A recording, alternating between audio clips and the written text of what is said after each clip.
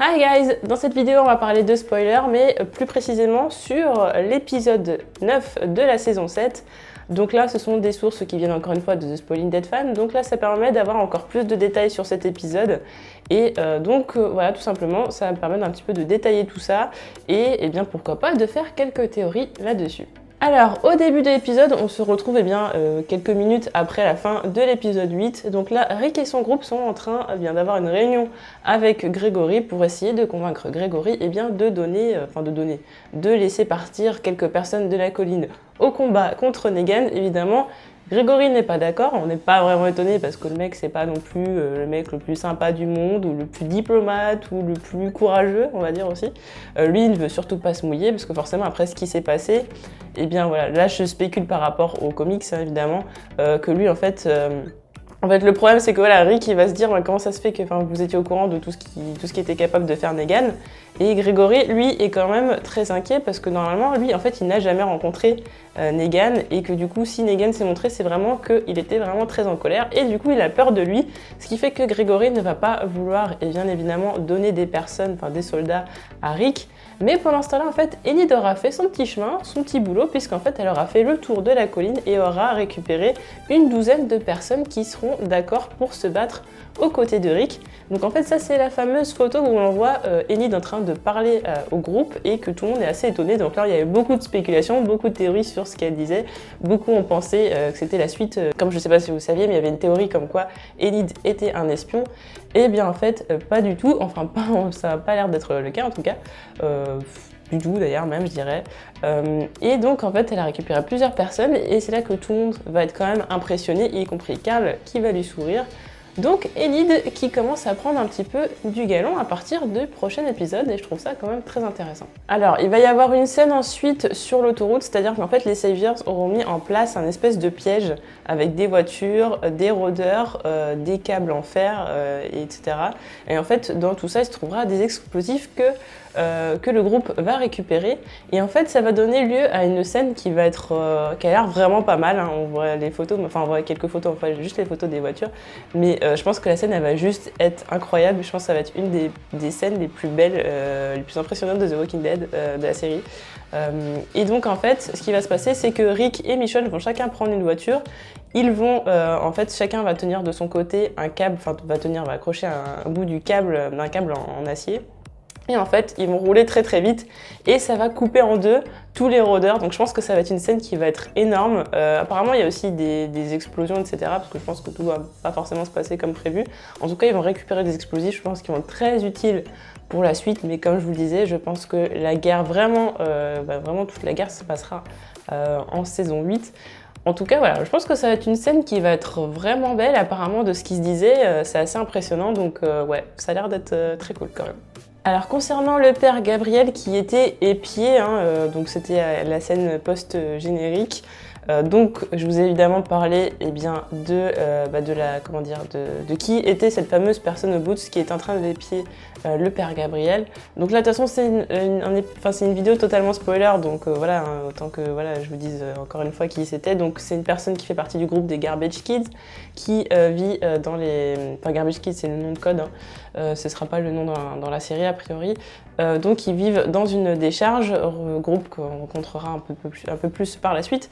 Et en tout cas donc c'est une personne, c'est une fille qui s'appelle Tamiel, et en fait donc elle va faire la rencontre du père Gabriel, mais en fait on n'aura pas son identité tout de suite, on ne verra a priori pas son visage tout de suite, ce sera encore un peu empreint de mystère.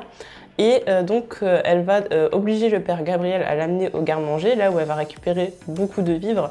Elle va repartir non seulement avec les vivres, mais en plus avec le père Gabriel. Donc là, on ne sait pas trop s'il vient lui-même par curiosité ou s'il est obligé, mais apparemment, a priori, il serait un petit peu obligé quand même. Donc ensuite, Rick et son groupe vont rejoindre le royaume. Pour la première fois, Jesus va les présenter à Ezekiel.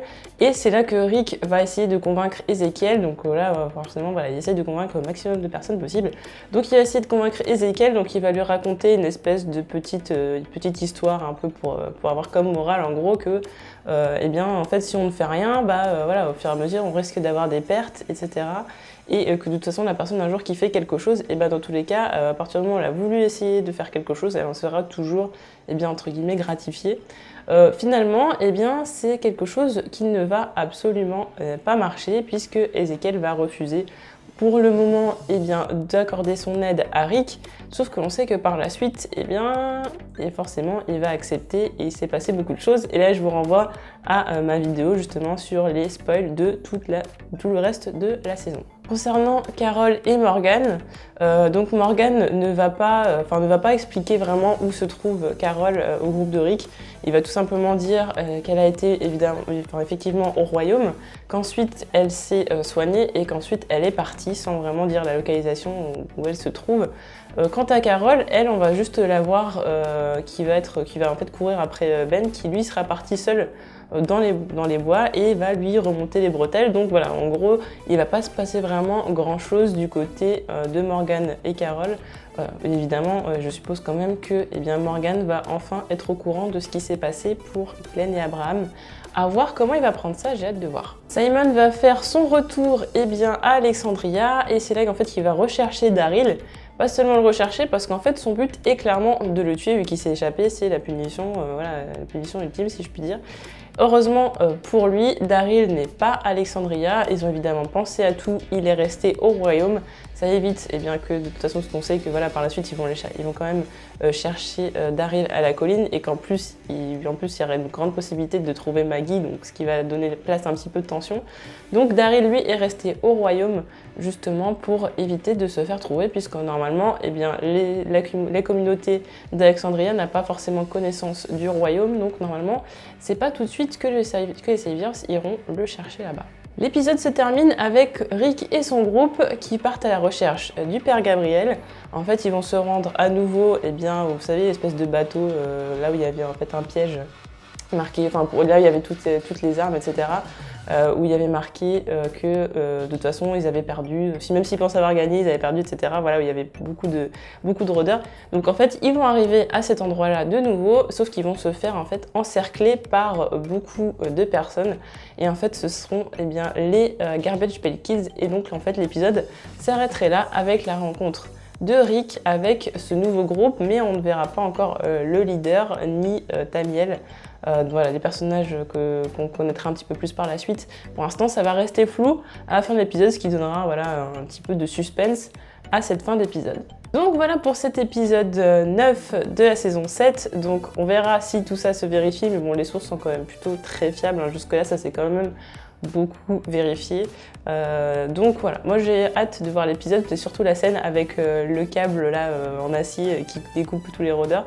Après je pense qu'il y aura quand même beaucoup de dialogues qui seront assez ressemblants avec ceux des comics, c'est-à-dire par exemple pas forcément beaucoup parce que là clairement les dialogues avec Grégory, je pense que ce seront les mêmes, pardon.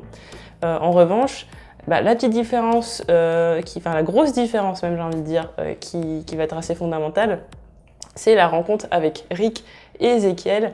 Alors que dans les comics, Ezekiel accepte tout de suite d'aider Rick, et bien là ça va pas être le cas, ce qui fait que ça fait traîner un petit peu plus en longueur la série.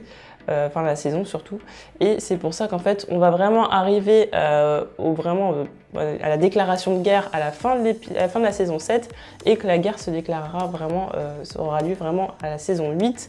Donc voilà, là vraiment le choix de ne pas avoir fait en sorte qu'Ezekiel accepte tout de suite, c'est vraiment pour rallonger la saison, sinon voilà, si on continue comme ça, sinon si on fait vraiment comme les comics, on va rattraper très vite les comics, et là c'est clairement histoire de gagner beaucoup de temps, et ce qui aussi laisse beaucoup de place à beaucoup de choses nouvelles, c'est-à-dire beaucoup de choses qui n'existent pas dans les comics, beaucoup de liberté au niveau du scénario, et je trouve ça très intéressant. Donc voilà, là on va voir quand même dans cette deuxième partie de saison beaucoup de choses qu'on ne connaît pas et beaucoup de nouveaux personnages, des méchants, des gentils, des personnes qui sont un petit peu entre les deux, un petit peu compliquées, et ça devient vraiment intéressant. Voilà.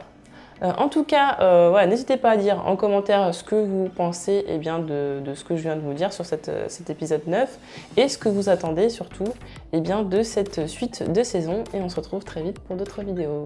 Salut!